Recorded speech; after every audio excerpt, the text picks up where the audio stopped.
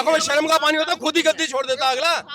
इतने दिनों से बच्चे लगे धूप के अंदर, क्या उनको दिख नहीं रहा? सरकार नहीं चाहती हमारे देश के युवा पढ़े, ताकि वो पढ़ लिख लेगी तो सवाल करेगी। अगर धर्मेंद्र प्रधान की इस्तीफा नहीं होगी तो सरकार की इस्तीफा होगी। ये तो पहला नाम है धर्मेंद्र प्रधान जी का। इस उम्र तक मैंने ऐसे हालात कभी देखे नहीं थे। किसानों को खालिस्तानी कह दिया, स्टूडेंट्स को एंटी नेशनल कर दिया।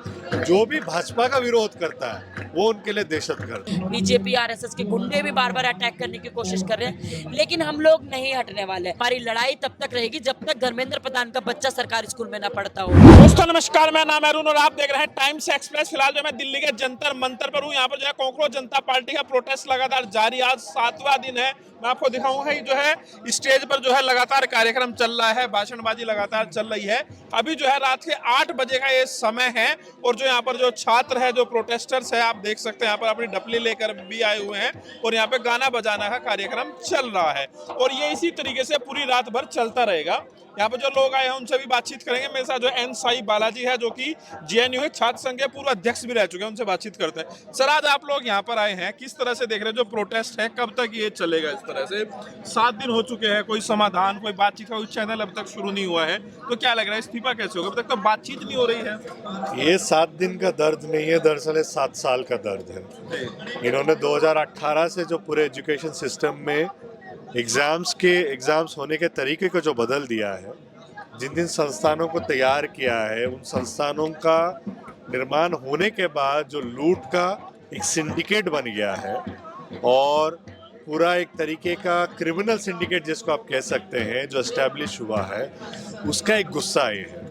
और सालों साल जिन्होंने हर छोटे लेवल पे हर एग्ज़ाम का पेपर लीक से लेके कॉम्प्रोमाइज सेंटर से लेके जिस तरीके का एकेडमिक वैल्यू को गिराते हुए एग्ज़ाम्स के पैटर्न को बदल के सेंट्रलाइज करते हुए ऑफलाइन एग्ज़ाम को ऑनलाइन में बदल के ऑनलाइन एग्ज़ाम को फिर और सेंट्रलाइज करते हुए एनटीए के हाथ में देते हुए यूनिवर्सिटियों के हाथ में जो पावर थी उसको ख़त्म करके, जैसे उदाहरण के रूप में पहले जो NEET UGC NET exam CBSE करवाता था हमारे दौर में, बहुत कॉम्पिटेंट अथॉरिटी थी।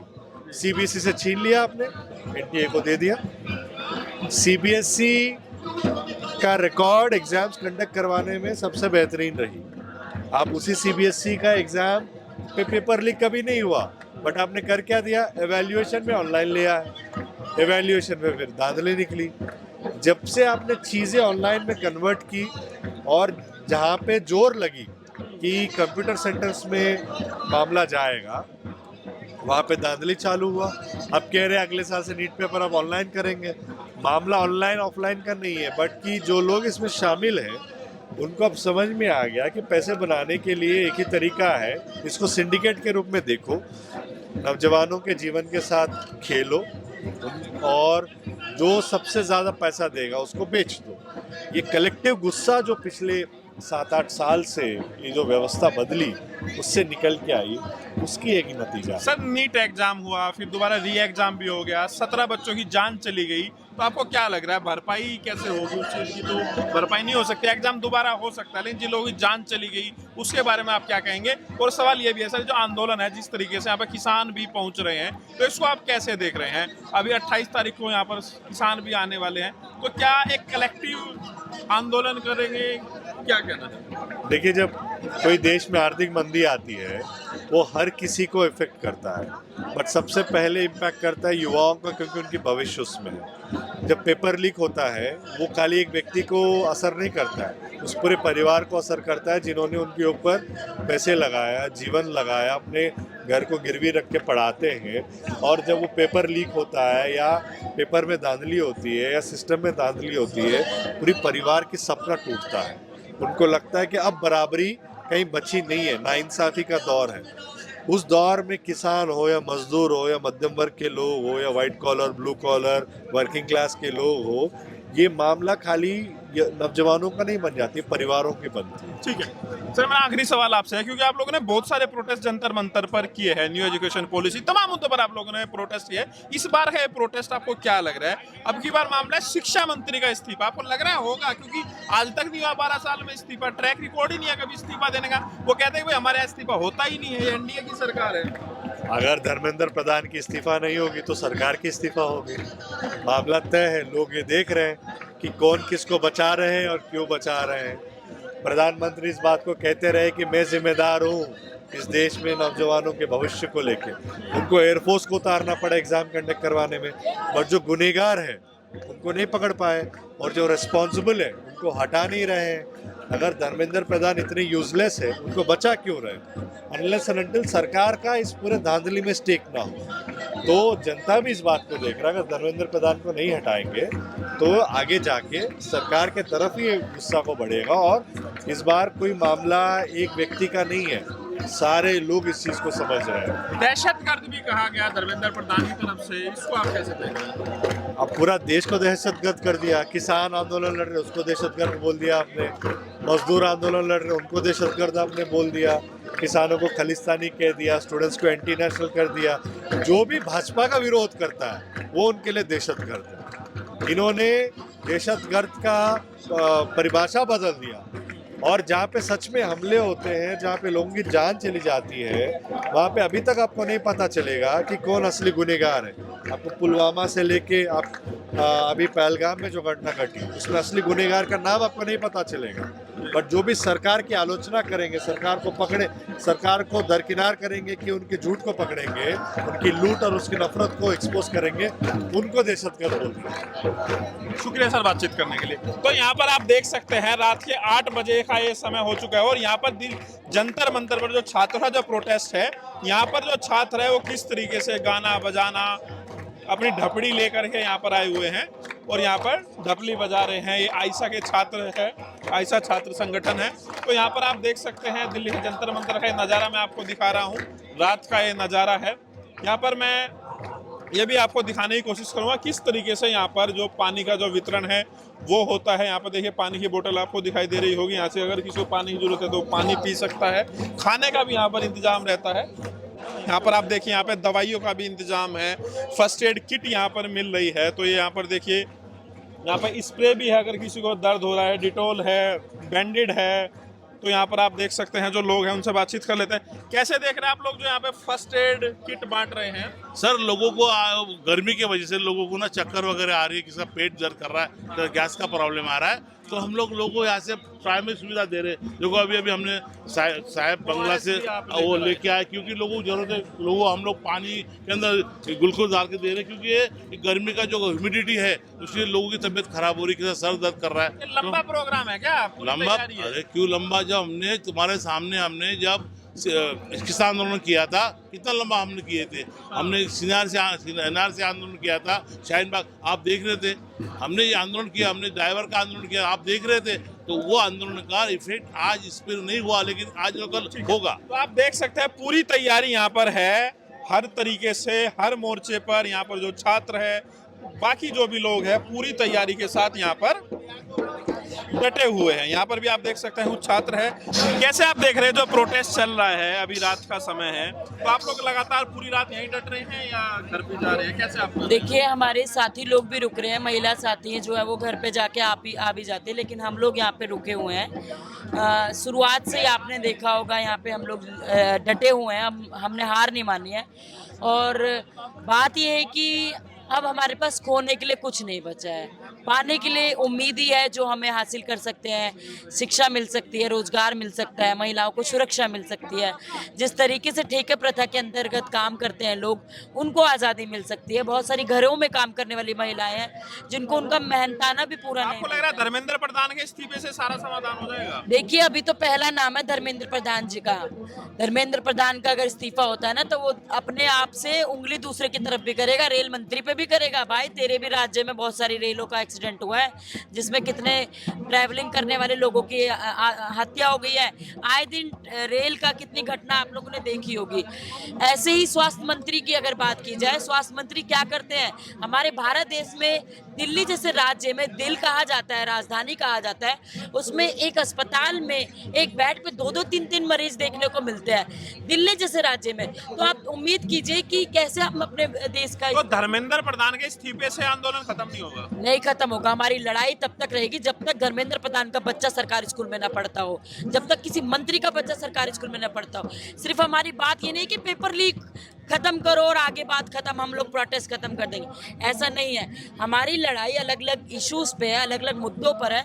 जो पढ़ने के बाद रोजगार की उम्मीद करते हैं और जो तो छात्र बनने की काबिलियत में आ ही नहीं पाते। बहुत सारे युवा हमारे भारत देश के ऐसे हैं जो इतना बड़ा यूथ है, जो बेरोजगार भी है और गरीब भी है, जो स्टूडेंट की श्रेणी से बाहर हो चुका है। लीकेज तो शुरुआती से शुरू हो जाता है।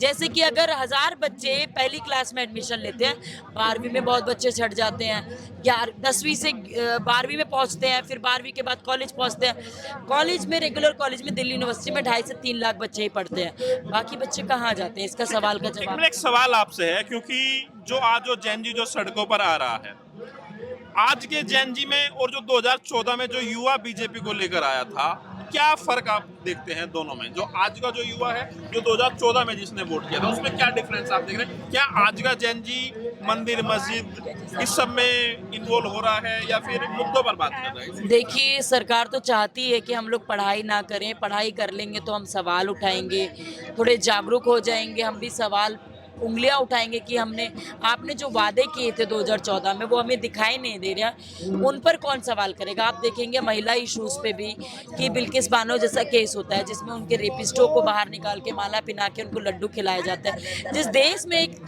पीड़िता को उसको न्याय नहीं मिल रहा है, उसके रेपिस्टों को बाहर निकाल के उनको बड़े बड़े सम्मान से उनको लड्डू खिलाए जाते हैं, उस देश में हम कैसे उम्मीद कर सकते हैं कि एक विक्टिम जो न्याय की लड़ाई के लिए आगे आ रही है, उन न्यायपालिकाओं पे कितना विश्वास कर सकते हैं?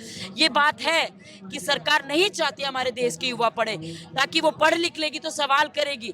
आज के बच्चों के हाथों में कलम और कॉपी की जगह उनको तलवारें दी जा रही है, उनको हिंदू मुसलमानों में लड़ाया जा रहा है, उनको बार बार कहा जा रहा है कि आप लड़ाई। पता है क्यों कर रही है सरकार? ताकि हम आपस में लड़ते रहे, ना तो अपने रोजगार की बात करें, ना महिला सुरक्षा की बात करें, ना स्वास्थ्य की बात करें, ना मजदूरों को जो शोषण हो रहा है उस पर बात करें।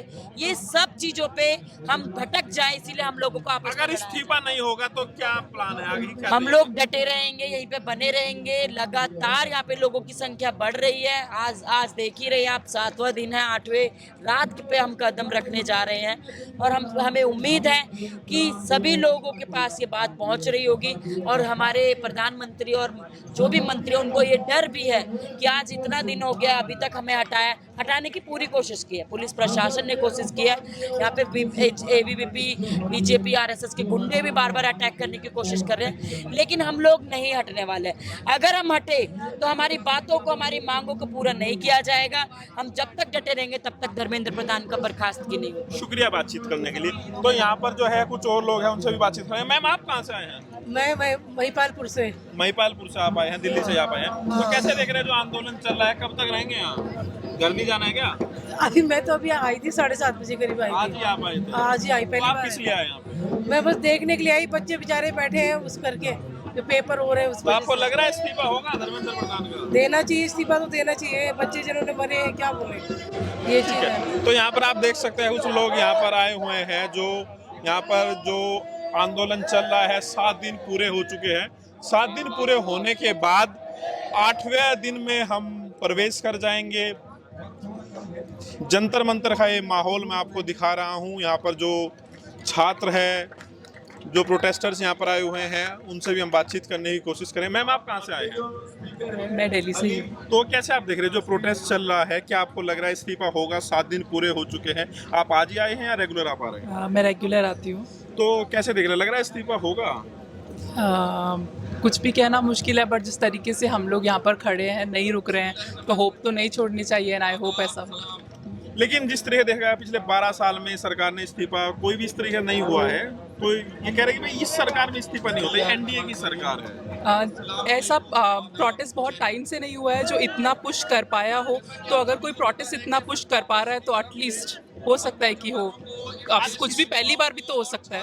आज किसान भी आए यहाँ पर, आप कैसे देख रहे हैं? जेन जी उस तरीके से आ रहा है यहाँ पे प्रोटेस्ट में? ये बहुत अच्छी बात है, क्योंकि ऐसा नहीं है कि कोई एक सोल मुद्दा किसी एक सोल फील्ड या सिर्फ स्टूडेंट्स को बिलोंग करता है। पूरा एजुकेशन का मुद्दा, क्या किसान के बच्चे एजुकेशन में नहीं है? उनके बच्चे भी हैं। तो सबको आके, और नॉट जस्ट किसान, सबको यहाँ पर आके प्रोटेस्ट करना चाहिए। जब रोड पे उतरोगे तभी बात आगे बढ़ेगी। ठीक है मैम, शुक्रिया।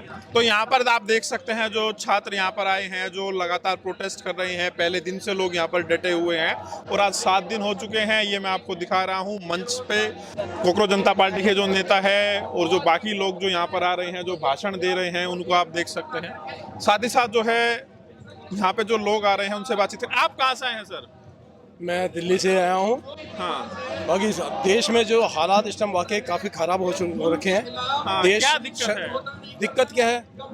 आप सुखी हैं तो भैया आपको मालूम होगा, लेकिन मैं जहाँ तक समझता हूँ, जो मेरी उम्र हो गई है, इस उम्र तक मैंने ऐसे हालात कभी देखे नहीं थे। इस टाइम बुरे हालात हैं? इतने बुरे हालात हैं जनाब, यदि आपको नहीं पता चल रहा तो आगे पता चल जाएगा। वैसे तो पता आपको सब कुछ है। आप एक क्वेश्चन आप बताएंगे ना क्या क्या दिक्कत? जो सक्षम लोग हैं, जो इनोसेंट लोग हैं और जो सक्षम है, वहाँ वो यहाँ हर साल लाखों लोग पलायन करके जा रहे हैं। रहने लायक देश नहीं बचा, इस हिसाब से हालात लोग देश छोड़ छोड़ के जा रहे हैं। बिल्कुल जा रहे हैं। आप रिकॉर्ड देख लीजिएगा कितने लोग यहाँ से जा रहे हैं। और वाकई हालात क्या, शहादत भगत सिंह ने या और जिन्होंने भी शहादत दी थी वो इसीलिए दी थी कि इस सिस्टम के लिए, जो आज सिस्टम हो चुका है देश का।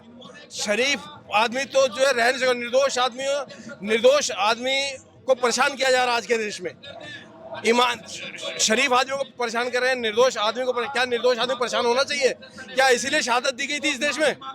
शहादत वालों ने जो शहादत दी थी हमारे देश को आज़ाद कराने में, इसीलिए दी थी कि निर्दोष आदमी परेशान हो। मेरे ख्याल से मैं नहीं समझता कि इसलिए नहीं दी थी। कल मैं इसी ग्राउंड से एक बड़ा प्यारा एक सज्जन का मैं सुन रहा था कि यहाँ कोई भेदभाव नहीं है। तो पहले एक नारा भी था जब देश आज़ाद हुआ था या होना था कि हिंदू मुस्लिम सिख ईसाई आपस में सब भाई भाई। तो कल एक सज्जन ने बड़ी प्यारी इसी ग्राउंड से आवाज उठाई कि हमें ऐसा देश चाहिए था, यहाँ कोई भेदभाव नहीं है, बहुत अच्छा माहौल है, हम ऐसा भारत चाहते थे। तो हम भी ऐसे ही भारत की उम्मीद करते हैं। और कम से कम, अरे शासन करने वाले शासन करें, कम से कम प्रजा को दुखी तो ना रखें। जो प्रजा को दुखी रख पाए वो काहे का अब मुद्दे पर आइए। लग रहा है धर्मेंद्र प्रधान इस्तीफा देंगे। देखो जी, धर्मेंद्र प्रधान को इस्तीफा देना चाहिए, इसमें कोई शक नहीं है। क्योंकि 17 जो है निर्दोष बच्चों की हत्या हुई है, उस समय बहुत सहानुभूति है और बहुत दुख है। और सिर्फ इसी का नहीं, सिस्टम में कई खामियों की वजह से सिर्फ इन 17 बच्चों के नहीं, हर साल पता नहीं कितने निर्दोषों की जान जा रही है। अब ये मैट्रिमोनियल केस में लीजिएगा, जो मैट्रिमोनियल झूठे फेक केस, जबकि सुप्रीम कोर्ट ये कह चुकी है कि 98% केसेस जो हैं झूठे हैं। सिर्फ चंद पैसों की वजह से निर्दोषों को परेशान किया जाता है, निर्दोषों के माँ बापों को परेशान किया जाता है और उनको जो है कोर्ट में धकेल धकेल के इतने परेशान रहते हैं। क्या ये होना चाहिए? ठीक है, अब आखिरी सवाल है। कहा जाता है ये जो सरकार है मजबूत सरकार है, ये एनडीए की सरकार है, यहाँ इस्तीफा नहीं होता। देखो जी, आप ये कह सकते हैं और कह रहे हो, कहते हैं नहीं होता, थोड़ी देर आप ठीक है जी, नहीं होता, थोड़ी देर के लिए आगे लेकिन प्रजा को परेशान न करें, हम तो यही कहना चाहेंगे। जनता उठ लेगी ना, सेकंड में हो जाएगा। हो जाएगा इस्तीफा। हाँ, जनता की कमी तो है यो। हाँ, जनता की कमी से। और सही बताओ कह रहे तो हैं। जनता सेकंड भी ना लग गए। जैसे कि मोदी मजबूत नेता है, बनाए किसने है ये? बनाए किसने है ये? मजबूत नहीं जनता ने बनाए होंगे ने। फिर जनता उठेगी तो किस जाएंगे ये? मजबूत होता है इस्तीफा लो तब लो भाई, मजबूत होता है इस्तीफा लो तब लो। तो क्यों नहीं हो रहा इस्तीफा? इस्तीफा नहीं हो रहा, प्रधानमंत्री और गृह मंत्री की सलाह उससे हो रहा है ना, सपोर्ट से। यानी तो इस्तीफा लो होता, अगर ईमानदार होता, संवैधानिक होता, अब इस्तीफा हो लगता भाई। इस्तीफा नहीं होने उसके आंखों में पानी आ जाता है, आंखों में शर्म का पानी होता है, खुद ही गद्दी छोड़ देता अगला। इतने दिनों से बच्चे लगे धूप के अंदर, क्या उनको दिख नहीं रहा? इतने बताओ, इतनी गर्मी के अंदर तानाशाही सिस्टम चल रहा है और उनके दिमाग में तानाशाही सिस्टम नजर आ रहा है, जिसके वजह से अभी डिलिमिटेशन ला रहा है बिल। इसका 352 सांसद उसको रखना है। तो बिना इस्तीफे के घर नहीं जाओगे क्या? ये ले जाएंगे। पागल है, बच्चे प्रोटेस्ट कर रहे हैं। जब उनको इनका सपोर्ट उनको सपोर्ट करने के लिए आए जी। गरा के इधर रखा, गरा जाएंगे। सही क्या बात। है गरा? बिता के टक्कर मारेंगे बालक बिता के टक्कर मारेंगे। इस्तीफा लेकर जाओगे। जोरदार तालियां हो जाए।